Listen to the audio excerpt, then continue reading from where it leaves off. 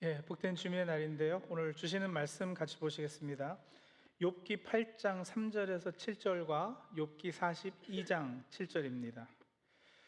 우리 먼저 욥기 8장 3절에서 7절을 교독식으로 읽겠습니다.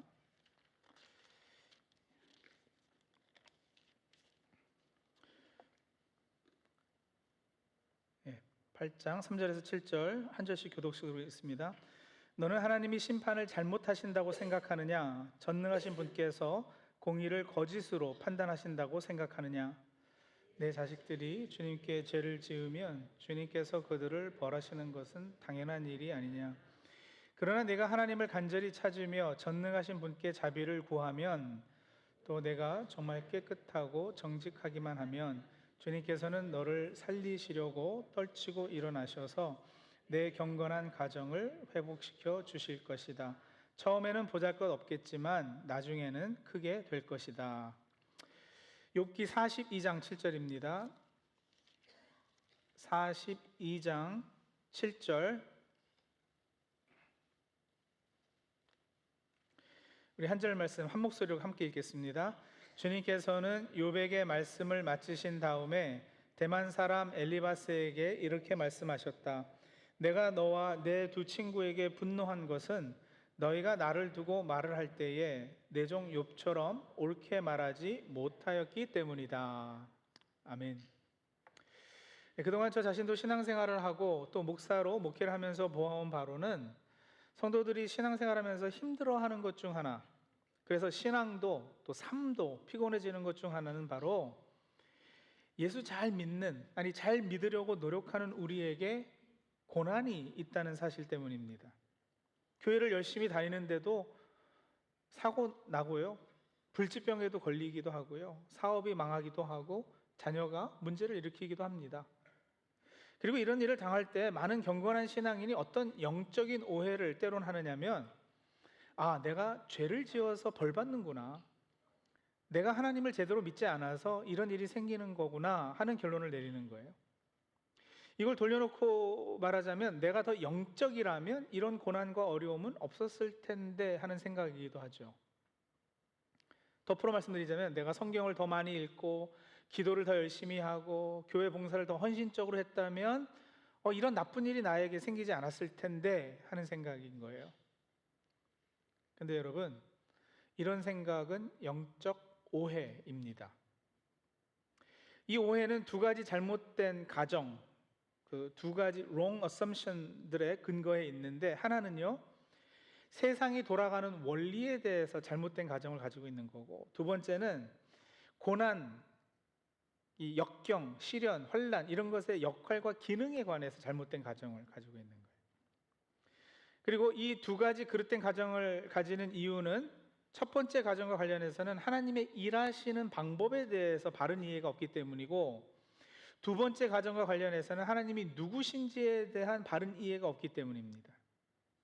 자, 세상이 어떻게 돌아가는가, 다시 말하면 하나님께서 이 세상을 어떻게 다스리고 계시는가, 하나님이 어떻게 일하시는 분이신가, 그리고 하나님은 어떤 분이시기에 우리에게 이렇게 고난, 때로는 힘든 일을 허락하시는가, 누구신가 하나님이, 이 두 질문, 이것을 오늘 답하면서 내가 영적이라면 이런 고난은 없었을 텐데 라는 영적 오해를 풀어보겠습니다. 자, 먼저 첫 번째 잘못된 가정이죠. 많은 분이 이 세상 돌아가는 이치를 인과응보의 틀 안에서만 이해합니다. 인과응보의 개념은 간단히 설명하자면 원인에 따른 결과가 있게 된다는 거잖아요. 영어로는 뭐 번역이 딱 이렇게 알맞는 건 없는 것 같아요. 불교 용어인데 뭐 칼마라고 하는 분도 계시고 retribution이라고도 하고, 조금 풀어서 what goes around comes around 뭐 이렇게 표현하는 분도 계시는데, 착한 일 하면 복 받고 나쁜 짓 하면 벌 받고, 이 개념이에요. 그리고 여러분, 이 인과응보의 개념이 기독교에서는 율법주의 형태로 표출이 됩니다. 이런 식이죠. 내가 기도를 열심히 하고 봉사를 헌신적으로 하고 헌금도 많이 하고, 그러면 그게 원인과 근거가 되어서 어떤 결과가 주어진다고요? 하나님이 복 주셔서 형통한 삶을 살게 되는, 잘 먹고 잘 사는, 그렇게 생각하는 거. 반대로 죄를 지었어요. 하나님 말씀에 불순종했어요. 그럼 그게 원인이고 근거가 돼서 결과가 뭡니까? 하나님께서 벌 주시는 거죠. 어떤 벌이요? 병에도 걸리고 사업도 망하고 흔히 우리가 세상 살면서 고난이라고 여기게 되는 그런 일들이 벌어진다는 거예요. 그런데 이건 일리가 있고요. 어느 정도 경험적으로 사실이기도 해요. 논리적이기도 하고. 인과응보는 또 본능적으로 인간이 가지는 관념이거든요. 그래서 이 오해 풀기가 쉽지는 않아요. 그리고 이 오해를 저희만 하는 건 분명 아닙니다. 성경에 등장하는 여러 인물도 당연히 이 거짓 가정의 틀을 가지고 있었어요. 오늘 읽은 욥기는 욥이라는 사람의 이야기를 적어 놓은 책인데, 욥은 성경에 의하면 흠이 없었고 정직한 사람이었습니다. 하나님을 잘 믿었어요. 악을 멀리했던 의인이라 이렇게 소개가 됩니다. 근데 이 사람이 하루아침에 모든 재산을 다 잃게 돼요. 자식들이 불의의 사고로 죽어요. 자식이 여럿 있었는데 하나만 죽은 게 아니고 다 죽어요. 게다가 욥의 몸에는 발바닥에서 정수리까지 악성 종기가 나서 깨어진 그릇 조각으로 자기 몸을 박박 긁어야 할 정도로 그렇게 힘들었어요. 그런 그에게 그의 아내는요, 당신 차라리 하나님 욕하고 죽어라는 막말을 막 해대죠.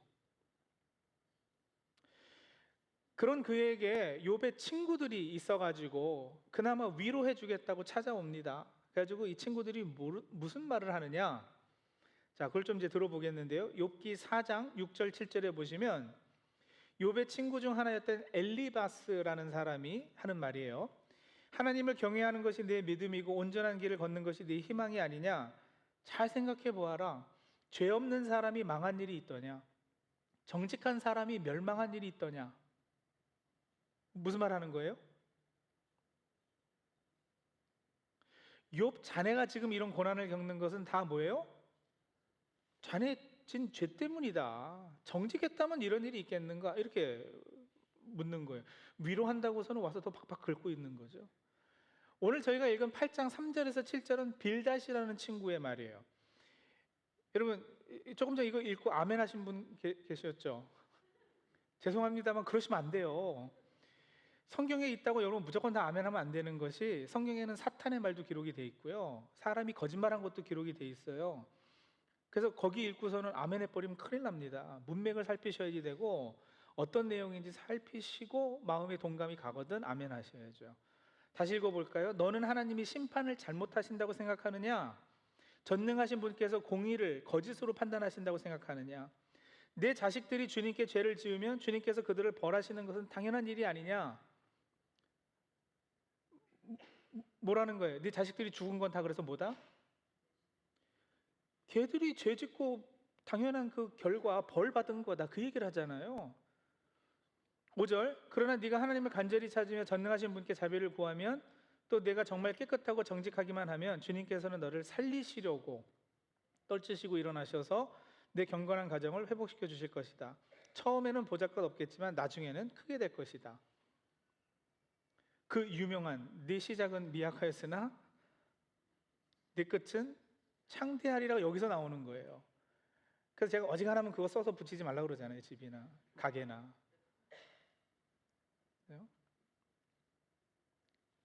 같은 인과응보 틀 안에서만 세상을 이해하기 때문에 이런 이야기를 욥에게 지금 하고 있어요. 한 명이 더 있어요. 11장 13절에서 16절 소발이라는 사람의 발언이에요. 네가 마음을 바르게 먹고 내 팔을 그분 쪽으로 들고 기도하며 악에서 손을 떼고 내 집안의 불의가 깃들지 못하게 하면, 그러면 이건 무슨 말이에요? 네가 더 열심히 신앙생활하면 그 말이죠. 그러면 부끄러움 없이 얼굴을 들 거고 마음이 편해질 거고 두려움을 이길 것이고 괴로운 일을 다 잊게 될 것이고, 이런 이야기를 하는 거예요. 이런 그럴듯하죠? 다 맞는 말 같이 들리죠? 누가 사고를 당하거나 우리 교인 가운데서도 누가 병에 걸리거나 이러면 우리가 병문안 가가지고요, 우리도 주책 없이 이런 유의 말들을 해대요. 이제 기도만 열심히 하면 다 돼. 죄 증거 있으면 다 회개하고 찬송 부르고 성경만 열심히 읽어. 그러면 병도 날 거고 이런 어려움도 이겨낼 거야. 그런데 여러분, 이런 경건한 말 갖고 정말 신앙적인 조언 같은 이런 욥의 친구들 주장에 대해서 그러면 하나님은 뭐라고 하셨는가? 그들의 말에 대해서 하나님은 뭐라고 그러셨는가?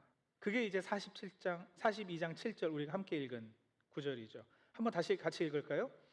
주님께서는 욥에게 말씀을 마치신 다음에 대만 사람 엘리바스에게 이렇게 말씀하셨다. 내가 너와 내 두 친구에게 분노한 것은 너희가 나를 두고 말을 할 때에 내 종 욥처럼 옳게 말하지 못하였기 때문이다. 뭐예요? 니들이 한 말 틀렸다라는 거예요. 옳지 못하다. 여러분 생각해 보세요. 이런 인과응보의 틀로 또 그 원리로만 세상이 돌아가면, 자, 고난 겪는 사람은 다 죄를 범했기 때문에 벌 받는 거면 여러분 모두 인정을 하셔야 되느냐면, 지금 재벌들, 막 돈 많은 사람들, 높은 자리 차지하고 있는 이런 사람들, 소위 잘 나가는 성공한 사람들은 여러분 다 착한 사람들인 거예요. 맞아요? 그럴 리 없지 않아요? 오히려 요즘 세상에서는 더 악랄하고 더 못돼 먹은 사람들이 더 많이 가지고 있고 더 높은 자리에 있고 그러지 않느냐고요. 그죠? 그게 인정이 안 되잖아요. 그게 여러분 이 인과응보 생각의 틀의 한계입니다. 사람이 과거에 지은 선악에 따라 과보가 있다라는 거, 이게 인과응보의 개념인데, 이 생각이 어느 정도까지는 맞다가 치명적으로 잘못되는 부분이 뭐냐면, 모든 일이 그렇게 사람이 무엇을 하고 하지 않은 것에 근거해서 어떤 결과가 벌어진다면, 여러분 그러면요 하나님이 개입하실 틈이 없는 거예요. 그죠? 내가 잘해서 그 결과로 좋은 일이 생기고, 내가 뭘 잘못했기 때문에 그 결과로 나쁜 일이 생기면 하나님은 뭐 하시는 분이에요? 그것의 기독교 버전인 율법주의 틀 안에서 하나님은 그러면 어떤 분이시냐면, 내가 무엇을 잘하고 잘못한 것에 준해서 그것에 기계적으로 반응하시는 분일 수밖에 없는 거죠. 하나님은. 그러면 누가 주인이에요? 내가 주인이고 내가 뭘 하는가에 따라서 하나님 그저 반응만 해주시는 분이면, 그건 여러분 우리가 알고 있는 하나님은 아닌 거잖아요. 잘 들으십시오. 인과응보는요, 분명 사람이 살면서 경험하는 현실이고 세상이 돌아가는 기본 원칙인 건 맞아요. 하나님께서도 세상을 다스리실 때 그 일반 섭리로 인과응보의 원칙을 사용을 하셔요. 그래서 그 개념이 성경에도 분명히 나오죠. 콩 심은 데는 콩 나고요, 팥 심은 데는 뭐 나요? 팥 나고요. 잘하면 상 받고 죄 지면 벌 받아요. 그리고 세상의 거의 모든 종교는 그 개념에 근거해 있어요. 그런데 여러분 제가 말씀드린 건 뭐냐면, 예외가 있을까요? 그 질문을 하는 거예요. 있습니다. 그 법칙에 하나님이 갇혀 계시는 분일까요? 아니요, 그것을 초월해 계신 분이시죠.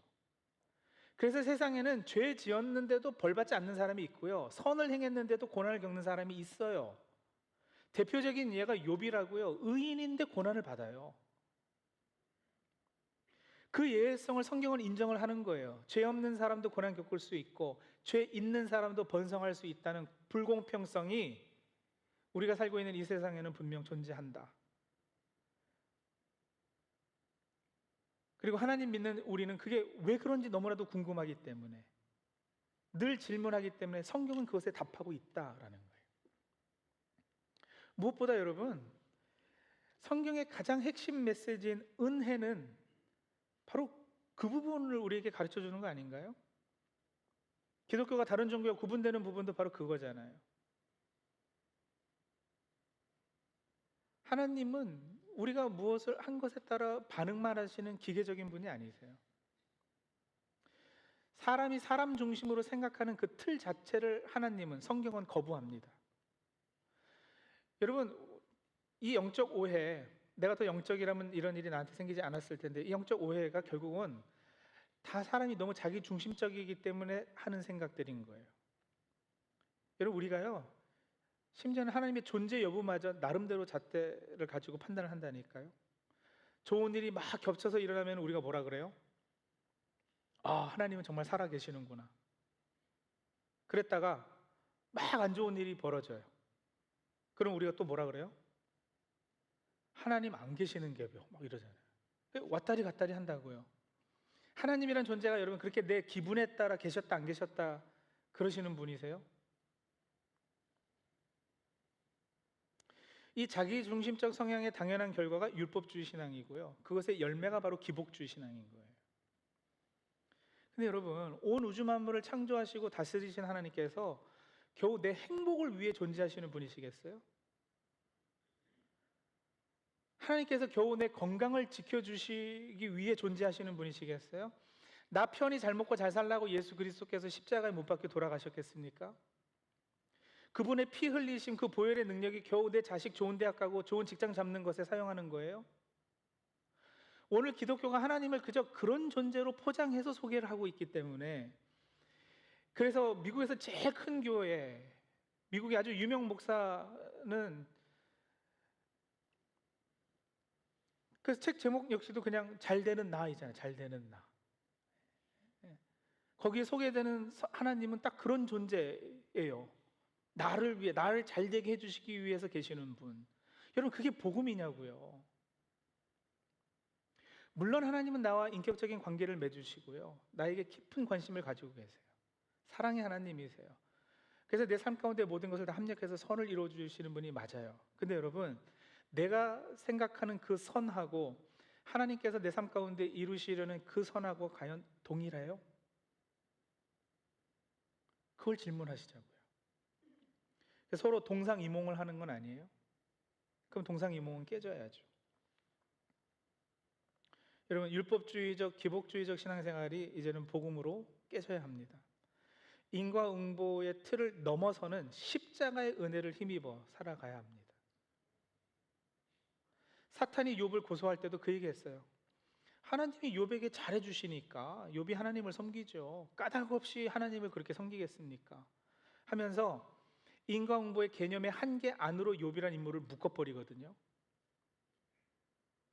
그리고 욥의 친구들은 말씀드린 대로 그 사탄의 주장에 보조 역할들을 하고 있었단 말이에요. 하도 그러니까 욥도 처음에는 원망하지 않았어요, 하나님을요. 근데 고난도 계속되고 옆에서는 자꾸 엉뚱한 소리도 해야 되니까 나중에는 괴로워서 자신의 태어난 날도 저주하고 하나님 앞에 따지죠. 하나님 어떻게 이러실 수 있느냐고. 내가 뭐 그렇게 대단하다고, 나를 통해 무슨 섭리를 그렇게 이루시려고 내 자식들 다 데려가고 병들게 하시고 아내한테는 죽으란 소리 듣게 하시느냐고 막 따져요. 그쯤 돼서야 침묵하시던 하나님께서 입을 열어 욥에게 답하십니다. 여러분, 하나님 답이 뭔지 아세요? 이렇게 막 따져 묻는 욥에게 하나님이 뭐라고 대답하시는 줄 아세요? 욥기 38장 1절에서 4절이요. 그때 주님께서 욥에게 폭풍이 몰아치는 가운데 대답하셨다. 네가 누구이기에 무지하고 헛된 말로 내 지혜를 의심하느냐? 이제 허리를 동이고 대장부답게 일어서서 묻는 말에 대답해 보아라. 내가 땅에 기초를 놓을 때 네가 거기에 있기라도 하였느냐? 네가 그렇게 많이 알면 내 물음에 답해 보아라.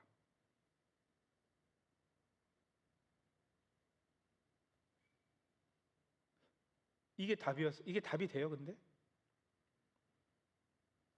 40장 1절 2절도 볼게요. 주님께서 또 욥에게 말씀하셨다. 전능한 하나님과 다투는 욥아, 네가 나를 꾸짖을 셈이냐? 네가 나를 비난하니 어디 나에게 대답해 보아라 하면서 계속 같은 톤으로 말씀하세요. 내가 하는 일이 뭐 잘못됐다 그러는 거지 너? 네가 하면 더 잘하겠다. 네가 하나님이야? 한번 해봐. 뭐 이런 투로 말씀하시거든요. 그러니까 여러분, 정리하자면 무슨 얘기를 하시느냐면 입 닥쳐, 그 얘기를 하시는 거예요. 네가 하나님도 아닌데 뭘 안다고 따지느냐, 입 닥쳐 하시는 거예요. 그래서 여러분, 이게 어떻게 답이 되는지 아시겠어요? 이게 굉장히 서운하게 들리죠? 차갑게 느껴지시죠? 근데 지금 하나님이 뭘 하고 계시는지 아시겠느냐고요. 욥이 지금 자신이 당하는 고난에 휩싸여 가지고 자기 상황에서 자기 중심적인 판단에서 하나님은 이래야지 되는데 이러지 않으시니까 원망하고, 또 누구는 이래야지 되는데 그러지 않으니까 막 불평하고, 지금 그러고 있는 중이잖아요.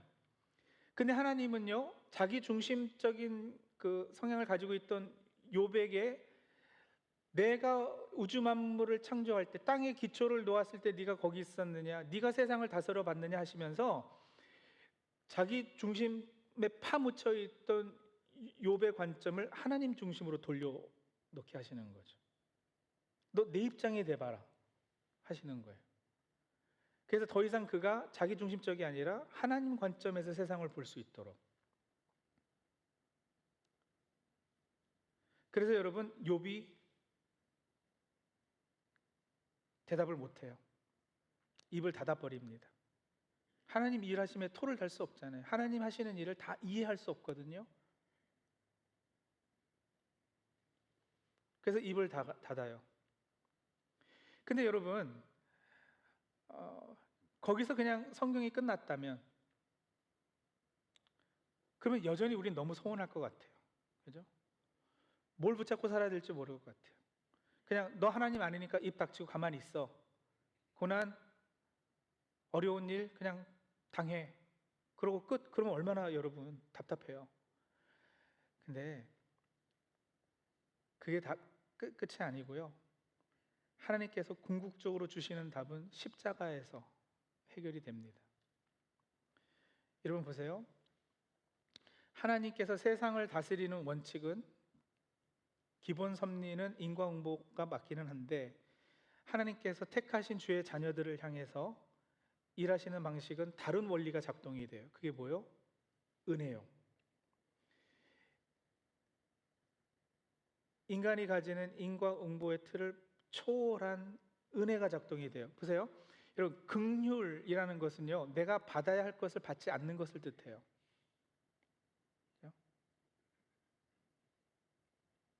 Mercy is not getting what I deserve. 그게 definition이에요. 죄인인 내가 받아야 할 게 뭐죠? 형벌이에요. 근데 형벌이 우리에겐 비껴갔어요. 은혜는요, 내가 받지 못할 것을 받게 된 것을 뜻합니다. Grace is getting what I do not deserve 예요. 자격 없는 내가 받지 못할 게 뭐였는데 받게 됐죠? 구원이요, 영생이요, 하나님 자녀됨이요. 저와 여러분은 여러분 하나님께서 이렇게 긍휼과 은혜로 대해 주셨어요. 마땅히 받아야 하는 형벌은 받지 않고 받지 못할 구원과 영생을 얻었단 말이에요. 여러분, 이거는 인과응보의 원리를 초월하는 또 하나의 하나님의 능력인 거예요.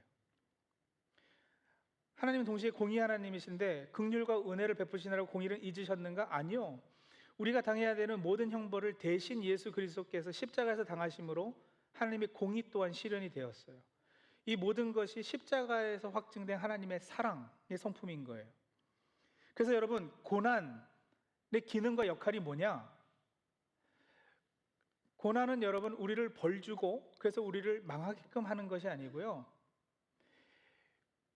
고난은 첫 번째로는요, 하나님께서 하나님의 뜻을 이루시기 위해 사용하는 재료가 됩니다. 만약에 여러분이 저에게 오셔서 목사님, 제가 지금 죽을 병에 걸렸는데 기도해도 낫지도 않고 저는 그냥 이대로 죽는 건가요? 저에게 물으면 저는 몰라요. 그러실 수도 있고 아니실 수도 있을 거예요. 근데 왜 그럼 하나님께서 저를 이렇게 하실까요? 몰라요. 여러분들이 당하는 고난의 내용 하나하나를 들여다보면서 왜 하나님께서 이러십니까? 몰라요, 저는요. 근데 여러분, 알 수 있는 거 확실한 거 두 가지가 있어요. 그걸 말씀드리려고 그러는 거예요. 고난의 기능. 하나는 뭐냐면 그 모든 것이 궁극적으로 하나님의 지혜에 따라 합력하여서 다 선을 이룰 것이다. 그거는 확실해요. 로마서 말씀이 그거거든요. 하나님을 사랑하는 사람들, 곧 하나님의 뜻대로 부르심을 받은 사람들에게는 모든 일이 서로 협력해서 뭐요? 선을 이룬다. 여기서 선은 하나님의 뜻이거든요. 이 모든 일 안에는 뭐가 포함이 되어 있느냐면 내가 보기에는 나쁜 일들, 고난이라고 여겨지는 것들도 다 포함이 되어 있단 말이에요. 그걸 하고 계셔요. 그리고 두 번째요, 그걸 할 줄 어떻게 합니까? 궁극적으로 모든 것이 선을 이룰 줄 어떻게 하십니까? 십자가에서 확증한 하나님의 하나님 되심, 하나님이 어떤 분이신가? 그 하나님의 사랑의 성품을 보았을 때 하나님은 분명 그리 하실 것이다라는 걸 알아요. 어떻게 하시는지 모르고요, 왜 구체적으로 나한테 이런 일이 있는지, 이것을 통해서 하나님께서 뭘 하시려는지 우리의 지혜를 뛰어넘어서 일하시기 때문에 저는 답할 수 없지만 두 가지, 그것이 분명 합력해서 선을 이룰 것이라는 거, 그 선을 이루시는 분은 분명 신실하시고 선하시고 사랑의 하나님이시라는 거, 그래서 고난을 당하는 그 현실에서 우리가 할 수 있는 것 딱 하나, 그 믿음을 가지는 거죠. 하나님 선하시죠. 하나님 이런 분이시죠. 그렇기 때문에 이 모든 것을 다 합력해서 선을 이루실 것이죠. 하나님 어떻게 되는지는 모르지만 궁극적으로 하나님께서 그렇게 하실 줄로 믿습니다. 그 고백해내시는 거예요. 여러분, 성경의 인물들 보세요. 요셉, 엘리야, 모세, 다윗, 다니엘, 여러분 그 가운데 고난이 없었던 인생이 하나라도 있었던가요? 욥, 엘리야, 모세 공통점이 뭔지 아세요? 그들이 당했던 고난이 얼마나 극심했으면 하나님 차라리 나를 죽여주십시오 이렇게까지 외쳤던 사람들이에요. 하나님께서 기독교 역사상 들어 쓰셨던 귀한 인물들이요, 종교개혁가 마틴 루터는요 조울증에 엄청 시달렸어요. 인간의 눈으로 보면 그 삶이 참 행복했다라고 볼 수 없는 인생이었어요. 역사상 최고 설교자로 불리는 스펄전 목사님은 중증 우울증으로 1년에 2달, 3달은 아예 강단에 서지도 못하셨대요. 그러나 어렴풋이 우리가 그분들의 삶을 통해서 하나님께서 어떤 일을 하셨는지 볼 수 있잖아요. 우리도 그렇단 말이에요, 여러분. 우리의 인생의 고난, 환난, 역경, 어려움은 분명히 있을 거예요. 그러니까 기대하세요. 고난을 달라고 기도하자는 건 아니지만 피치 못하게 그런 저런 일은 꼭 생길 거란 말이에요.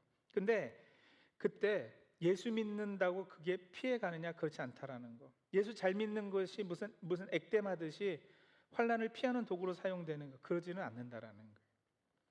죽을 것 같은 시련 중에 내가 더 영적이라면, 내가 더 열심히 신앙생활하면 이런 어려움을 비껴갔을 텐데라는 거짓 가정에 속아서 힘들어하고 고생하지 마시라는 거예요. 또 내가 뭔가를 잘못해서 이런 일이 벌어지는 건 아닌지, 하나님께서 나를 버리신 건 아닌지 하는 두려움에 사로잡히시지도 마시자라는 거예요. 성도님이 당하는 고난과 시련은 형벌이 아닙니다. 형벌이 아니면 뭐겠어요? 적어도 택함받은 우리에게 그 형벌은 다 십자가에서 예수님께서 짊어지셨거든요. 그럼 뭐겠어요? 짧은 우리의 지식과 지혜로는 다 할 수 없지만 온 우주 만물을 다스리는 하나님께서 나에게 관심을 두시고 모든 일을 협력해서 선을 이루고 계시는 중이신 거예요. 그 재료예요. 목사님, 저는 지금 다 망했는데도요. 목사님, 병에 걸려서 저는 지금 죽게 되었는데도요. 더 이상 내려갈 곳도 없이 바닥을 쳤는데도요. 예, 여러분, 그렇습니다. 망함이, 바닥이, 죽음마저도 우리에겐 끝은 아니거든요. 십자가에서 우리를 위해 죽으신 그분은 사망 권세를 이기시고 결국은 부활하신 분이시지 않습니까? 우리의 한과 억울함은 여러분 무덤에서 끝나지 않아요. 이 땅에서 죽으라고 고생만 하고 그러고 간 인생, 여러분 그 인생을 위해서 서러워할 것도 아니에요. 왜냐하면 그 무덤은 결국 빈 무덤이 될 것이니까요. 그러니까 이 땅에서 모든 것이 다 완벽하게 해결되고 답을 얻고 그럴 것이라고 기대하지 마세요. 왜냐하면 그 너머에도 아직 하나님께서는 하실 일들이 많이 계시니까요. 그러니 여러분, 믿음과 영적인 노력을 고난과 환난을 없애기 위한 재료로 사용할 것이 아니라 오히려 고난과 환난을 믿음과 더 영적인 삶을 살 재료로 삼으시는 우리 성도님들이 다 되시기 바랍니다. 기도하시죠.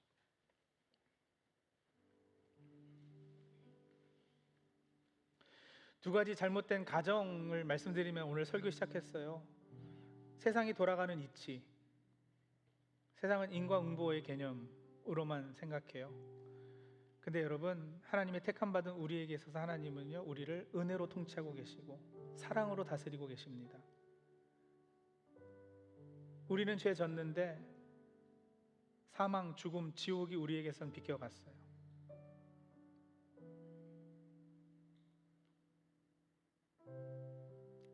내가 절대 받을 수 없는, 자격도 되지 않고 실력도 되지 않아서 받을 수 없었던 구원, 영생, 하나님의 자녀됨은 이미 우리들에게 이루어졌어요.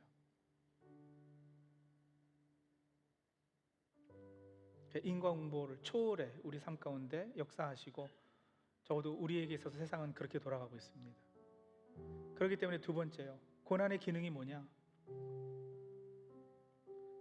여러분, 아주 구체적으로 성도님들 삶 가운데 벌어지는 일들에 대한 해답을 성경이 다 말해주고 있지 않고 저에게 여쭤보아도 저도 알지 못해요. 그런 확실한 거 두 가지라고 그랬죠. 하나, 우리 하나님께서 그 모든 것을 다 협력해서 선을 이루고 계신다는 거. 하나님 그러실 거라는 걸 어떻게 목사님 아십니까? 십자가에서 하나님이 어떤 분이신지 그 사랑을 확증해 주셨잖아요, 우리에게.